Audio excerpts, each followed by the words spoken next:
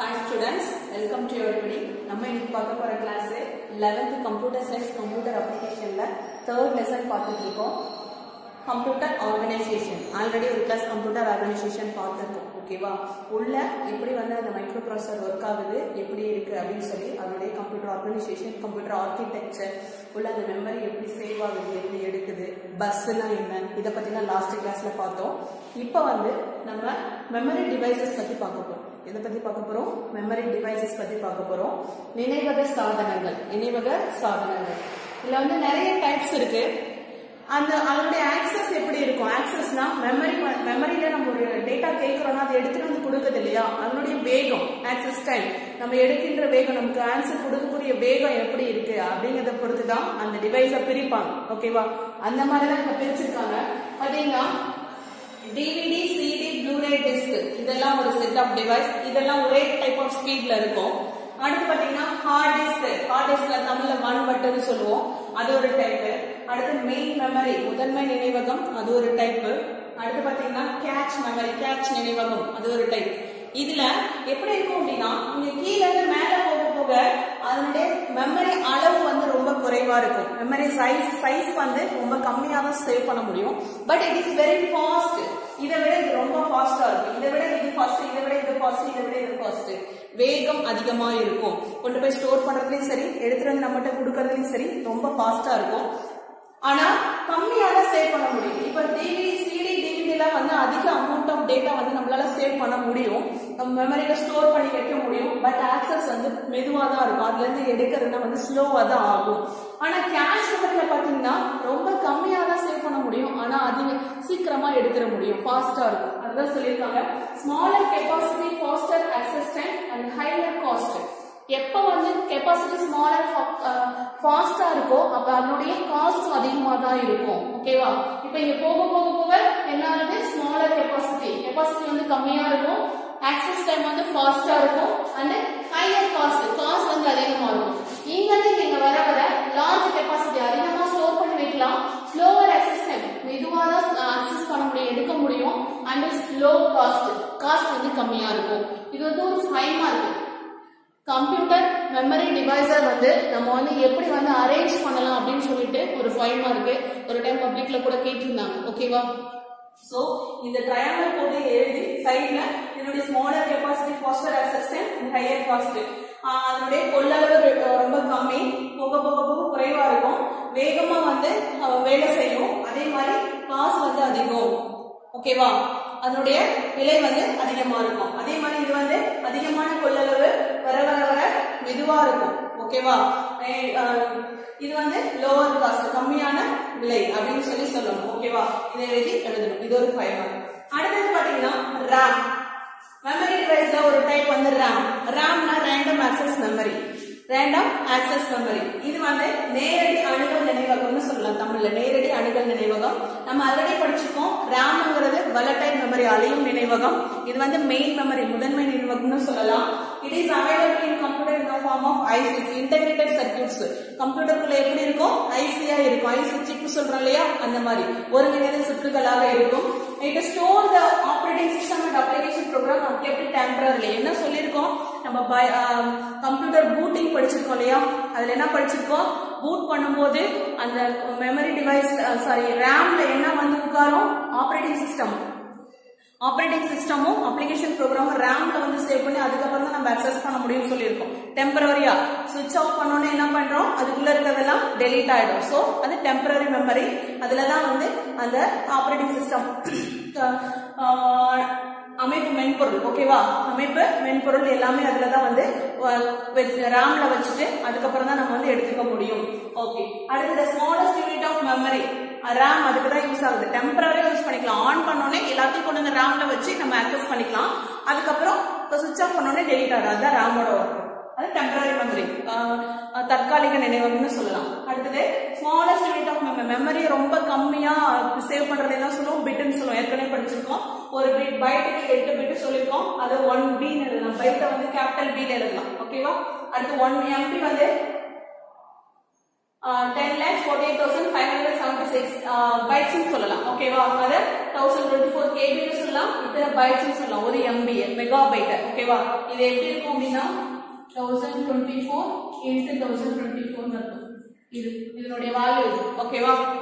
அடுத்து types of RAM. RAM ஓட types வந்து டைனமிக் RAM, ஸ்டாட்டிக் RAM ரெண்டு சொல்லலாம். ஓகேவா? நிலையானது, மாறக்கூடியது அப்படின்னு சொல்லி ரெண்டு சொல்லலாம். அதுல வந்து டைனமிக் RAM அப்படிங்கிறது திரும்ப அடிக்கடி ரெஃப்ரெஷ் பண்ணிட்டே இருக்கும். கிளியர் பண்ணி மாத்திக்கிட்டே இருக்கும். அதனால அது வந்து ஸ்லோவா தான் இருக்கும். இது வந்து அடிக்கடி ரெஃப்ரெஷ் பண்ணாது. ரெஃப்ரெஷ் லெஸ் ஆஃப் பண்ணாது. அடிக்கடி என்ன பண்ணாது? புதுப்பிச்சுக்கிட்டே இருக்காது. இது அடிக்கடி புதுப்பிக்கும். அடிக்கடி புதுப்பிச்சுட்டே இருக்காததுனால இது வந்து ஃபாஸ்டா இருக்கும். இது வந்து காஸ்ட் வந்து இந்த டைனமிக் RAM கம்பேர் பண்ணும்போது இதனுடைய காஸ்ட் வந்து அதிகம். டைனமிக் RAM கம்பேர் பண்ணும்போது ஸ்டாட்டிக் RAM ரொம்ப அதிகம். ஓகேவா? இது 3 மார்க்ல கேட்கலாம். RAM பத்தி இது ஒரு 5 மார்க்ஸ். ஓகே, அடுத்த டாபிக் பார்க்கலாம். ஓகே ஸ்டூடண்ட்ஸ், RAM பத்தி பார்த்தோம். அடுத்து ரோம்ன்ற மெமரி பத்தி பார்க்கலாம். ஆல்ரெடி ரோம் உங்களுக்கு தெரியும், ரீட் ஒன்லி மெமரி, படிக்க மட்டும் நினைவகம். ஓகேவா? இந்த ரோம் வந்து நமக்கு நான் volatile மெமரின்னு சொல்லுவோம். நான் volatileனா என்ன அர்த்தம்? பவர் கட் ஆனாலும் அதுல இருக்கிற கண்டென்ட்ஸ் வந்து எரேஸ் ஆகாது, பெர்மனண்டா இருக்கும். அது வந்து மேனுஃபேக்சர் தயாரிக்கும் போதே அதுக்குள்ள ரைட் பண்ணி வச்சுக்குவாங்க. ஓகேவா? அதுதான் ரோம். ஓகேவா? ரோம் ரீட் ஒன்லி மெமரி, படிக்க மட்டும் நினைவகம். It is pre recorded at manufacturing. தயாரிக்கும் போதே அதுல தேவையான கண்டென்ட்ஸ் ப்ரோக்ராமர் வந்து ரைட் பண்ணிடுவாங்க. ஓகேவா? It can be modified or removed, only can read. It cannot be modified or removed, only can read. இதுல வந்து அந்த ரோம் மெமரி நம்ம வந்து வாங்கிட்டு வந்ததுக்கு அப்புறம் அதுல ரீட் பண்ணிக்க மட்டும் தான் முடியும். அதுல இருக்கிறத நம்ம வந்து ரீட் பண்ணிக்க மட்டும் தான் முடியும். அதுல எதுவும் ரிமூவ் பண்ண முடியாது, சேஞ்ச் பண்ண முடியாது, மாத்த முடியாது. ஓகேவா? இட் இஸ் நான் volatile மெமரி. நான் volatile மெமரினா அழியா நினைவகம். பவர் கட் ஆனாலும் இதுல இருக்கிற கண்டென்ட்ஸ் வந்து அப்படியே இருக்கும். இருக்கிற டேட்டாஸ் தரவுகள் வந்து அப்படியே இருக்கும், அழியாது. அடுத்து டைப்ஸ் ஆஃப் ரோம். ராம்ல இருக்க டைப்ஸ் பார்த்தோமா, அது மாதிரி ரோம்லயும் 3 டைப்ஸ் இருக்கு. இது ஒரு இம்பார்ட்டன்ட் 5 மார்க். ரோமோட டைப்ஸ் கேட்கறது இம்பார்ட்டன்ட் 5 மார்க். இதுல இருக்கிறது அப்படியே இருக்கணும். ஓகேவா? Types of ROM. இது இன்னொரு டைப் ரோம் இருக்கு. EEPROM வரைக்கும் நான் எழுதி போட்டிருக்கேன். இன்னும் EEPROM இருக்கு. ஓகேவா? Types of ROM. Programmable read only memory. First type வந்து ப்ரோக்ராமபிள் ரீட் ஒன்லி மெமரி. ஓகேவா? நிரலாக்க படிக்க மட்டும் நினைவகம். ரெண்டாவது EEPROM, erasable programmable read only memory. அழிக்கக்கூடிய நிரலாக்க படிக்க மட்டும் நினைவகம். அடுத்து EEPROM, electrically erasable programmable read only memory. EEPROM னா மின்சாரத்தால் அழிக்கக்கூடிய நிரலாக்க படிக்க மட்டும் நினைவகம். electrically erasable programmable read only memory. ஓகேவா? அடுத்து அதுல ஃபர்ஸ்ட் டைப் வந்து ப்ரோ. ஓகேவா? ப்ரோனா it is manufacturers blank memory. தயாரிக்கும் போது வெற்று காலி நினைவகமாக தயாரிப்பாங்க. தயாரிச்சு முடிச்சதுக்கு அப்புறம் ப்ரோக்ராமர் வந்து அதுக்குள்ள உள்ள டேட்டா வந்து ரைட் பண்ணிடுவாங்க. Program at the time of manufacturing blank-ஆ பண்ணி உடனே ரைட் பண்ணிடுவாங்க. ரைட் பண்ணதுக்கு அப்புறம் நம்ம வாங்கிட்டு வந்ததுக்கு அப்புறம் அதுல எந்த வித சேஞ்சஸும் பண்ண முடியாது. அது படிக்க மட்டும் தான் முடியும், ரீட் பண்ண மட்டும் தான் முடியும். ஓகேவா? It is manufacturers blank memory. It is programmed at the time of manufacturing. blank memory தயாரிக்கும் போதே என்ன பண்ணுவாங்க? அதுல தேவையான கண்டென்ட்ஸை ரைட் பண்ணிடுவாங்க. ஓகேவா? அதுக்கப்புறம் சேஞ்ச் பண்ண முடியாது. PROM burner is used to write data into the PROM chip. அந்த PROM chipக்குள்ள நம்ம டேட்டாவை எப்படி ரைட் பண்றோம்? PROM burner யூஸ் பண்ணி ரைட் பண்றோம். அடுத்து பாருங்க, the content next வந்து EEPROM னா electrically erasable programmable read only memory. erasable programmable read only memory. அழிக்கக்கூடிய நிரலாக்க படிக்க மட்டும் நினைவகம். The content can be erased using ultraviolet rays. இது ரொம்ப முக்கியமான பாயிண்ட். 1 மார்க்ல கேட்கலாம், 2 மார்க்ல கேட்கலாம். EEPROMல இருக்கிற கண்டென்ட்ஸ் எப்படி எரேஸ் பண்ணலாம் அப்படின்னா அல்ட்ராவயலட் ரேஸ், புற ஊதா கதிர் மூலம் அழிக்க முடியும். அல்ட்ராவயலட் ரேஸ் யூஸ் பண்ணி எரேஸ் பண்ணிக்கலாம். The UV rays clear the contents, make it to reprogram. அந்த UV rays அழிச்சோனே என்ன பண்ணும்? மறுபடியும் நம்மளால ரைட் பண்ணிக்க முடியும். PROMல ரைட் பண்ண முடியாது. EEPROMல ஒரு டைம் எரேஸ் பண்ணிட்டு நம்மளால ரைட் பண்ண முடியும். ஓகே, இப்போ இதுல வச்சு இது ரெண்டுக்கும் உள்ள டிஃபரன்ஸ். இது ஒரு 2 மார்க்ல 3 மார்க்ல கேட்கலாம். PROMக்கு EEPROMக்கு என்ன டிஃபரன்ஸ்னு 2 பாயிண்ட் எழுதலாம். It can be written only once. ஒரு டைம் மட்டும் தான் எழுத முடியும். திருப்பி எரேஸ் பண்ணிட்டு எழுத முடியாது இல்ல PROMல. ஆனா EEPROMல என்ன பண்ணலாம்? UV rays, ultraviolet rays, புற ஊதா கதிர் மூலம் ஒரு டைம் அழிச்சிட்டு அகைன் எழுதிக்க முடியும். It is written in manufacturing time. அதுக்குள்ள டேட்டாவை எப்ப ரைட் பண்றாங்க? தயாரிக்கும் போதே ரைட் பண்ணிடுறாங்க. இதுல can be replaced with updated version. மறுபடியும் என்ன பண்ணலாம், நம்மளால erase பண்ணிட்டு நியூ வெர்ஷன் நம்மளால அப்டேட் பண்ணிக்க முடியும். EEPROM சரியா, இந்த டிஃபரன்ஸ் கேட்கலாம், அதுக்காக சொல்லியிருக்கேன். ஓகேவா, இது ப்ரோம் EEPROM எழுதிட்டு EEPROM எழுதினா போதும். இந்த டிஃபரன்ஸ் தனியா 2 மார்க்குக்காக சொல்லியிருக்கேன்ப்பா. இதை வந்து 5 மார்க்குக்குள்ள இதை கொண்டு வர தேவையில்லை, இது தேவையில்லை இந்த டிஃபரன்ஸ். ஓகேவா, ஓகே. அடுத்து EEPROM பார்க்கலாம். நெக்ஸ்ட் EEPROM ஆல்ரெடி வந்து ரோமன் டைப்ஸ் பார்த்திருக்கோம். ரோமன் டைப்ஸ்ல ப்ரோ EEPROM பார்த்தோம். இப்போ EEPROM electrically erasable programmable read only memory. ஓகேவா, மின்சாரத்தால் அழைக்கக்கூடிய நிரலாக்க படிக்க மட்டும் நினைவகம். ஓகேவா, அது it can be erased by exposing it to an electrical charge. ஓகேவா, எலக்ட்ரிக்கல் சார்ஜ்னா மின்சாரத்தால் நம்ம வந்து அதுல இருக்கிற டேட்டாவை என்ன பண்ணலாம், தரவுகளை அழிக்கலாம், அழிச்சிட்டு அகைன் ரைட் பண்ணிக்கலாம். Okay, compared to other types of PROM, EEPROM is slower performance. மற்ற PROM EEPROM ஓட கம்பேர் பண்ணும்போது EEPROM வந்து ரொம்ப மெதுவா தான் இருக்கும், ரொம்ப ஸ்லோவா தான் இருக்கும். ஓகேவா, அடுத்து கேட்ச் மெமரி. கேட்ச் நினைவகம்னு சொல்லுவோம். It is very high speed, ரொம்ப ஃபாஸ்டா இருக்கும். ஓகேவா, இது வந்து it is very high speed, அதிக வேகம் கொண்டது. இட் இஸ் எக்ஸ்பென்சிவ், காசு அதிகம் தான், அதனுடைய விலை மிகவும் அதிகம். அடுத்து without cache memory, every time the CPU requests data it can be fetched from the main memory. இது எதுக்காக அப்படின்னா cache memory ஃபர்ஸ்ட் எங்க இருக்கும், எதுக்கு யூஸ் பண்ணனும் தெரிஞ்சுக்கோங்க. CPU-க்கும் மெயின் மெமரிக்கும் நடுவுல இருக்கும். எப்பவுமே எல்லாமே மெயின் மெமரியில தான் கொண்டு வந்து வச்சிருப்போம். எல்லா டேட்டாஸும் வந்து டெம்பரரியா மெயின் மெமரியில தான் இருக்கும். CPU தேவைப்படும் போதெல்லாம் மெயின் மெமரியில தான் எடுத்துக்கும். ஓகேவா, இப்ப கேஷ் மெமரி இல்ல அப்படின்னா ஒரு தரமும் CPU என்ன பண்ணும், தேவையான தரவுகளை இங்க போய் தான் எடுத்துட்டு வரும். ஒரு தடவை மெயின் மெமரியில போய் தேடி எடுத்துட்டு வர டைம் அதிகமா எடுத்துக்கும், ஸ்லோவா இருக்கும்.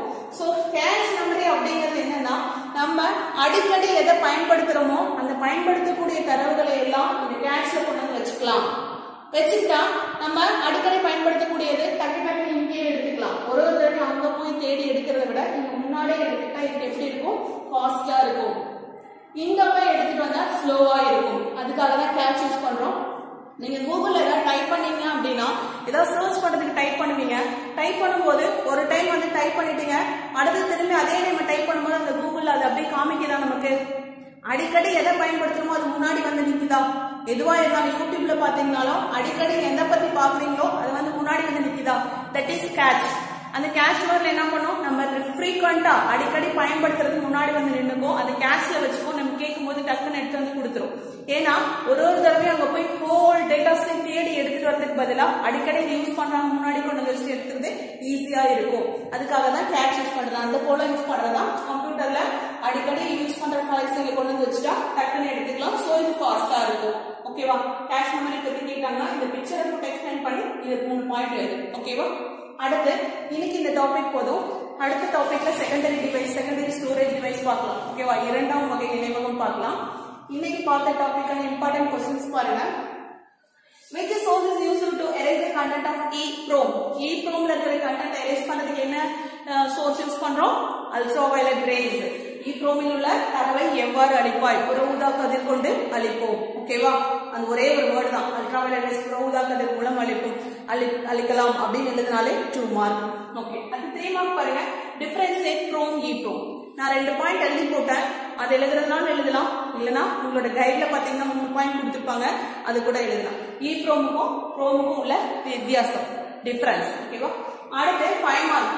arrange the memory device in ascending order based on access time. இங்க ட்ரையாங்கிள் பிக்சர் போட்டு சொல்லி கொடுத்தேன் இல்லையா, அது ஒரு 5 மார்க். எதுக்காக அப்படின்னா அந்த மெமரி டிவைஸ அதோட ஆக்சஸ் அண்ட் இயக்க நேரம் எப்படி நேரம் எடுத்துக்குதோ அதை பொறுத்து அரேஞ்ச் பண்ணி நம்ம கொடுக்கணும். அசெண்டிங் ஆர்டர்ல, ஏறு வரிசையில, இயக்க நேரத்தின் அடிப்படையில் நினைவக சாதனங்களை ஏறு வரிசையில் எழுது. ஓகேவா, ஏறு வரிசையில் எழுதுகள் கேட்டிருக்காங்க. அதை எழுதி சைட்ல அதனுடைய இயக்க நேரம் ஸ்லோவா இருந்தா அதனுடைய ஆக்சஸ் டைம் அதிகமா இருக்கும், அந்த மாதிரி கம்மியா இருக்கும் அப்படிங்கறத சொல்லணும். ஓகேவா, அடுத்து எக்ஸ்பிளைன் டைப்ஸ் ஆஃப் ரோம். ரோமின் வகைகள் 3 டைப்ஸ் ஆஃப் ரோம் எழுதி போட்டு சொல்லி கொடுத்தேன் இல்லையா, இதோட இன்னொரு 2 டைப்ஸ் அதை எழுதணும். அது ஒரு 5 மார்க். இந்த क्वेश्चंस டெஸ்ட் பண்ணி பாருங்க ஸ்டூடண்ட்ஸ். நெக்ஸ்ட் கிளாஸ்ல சந்திக்கலாம். Thank you.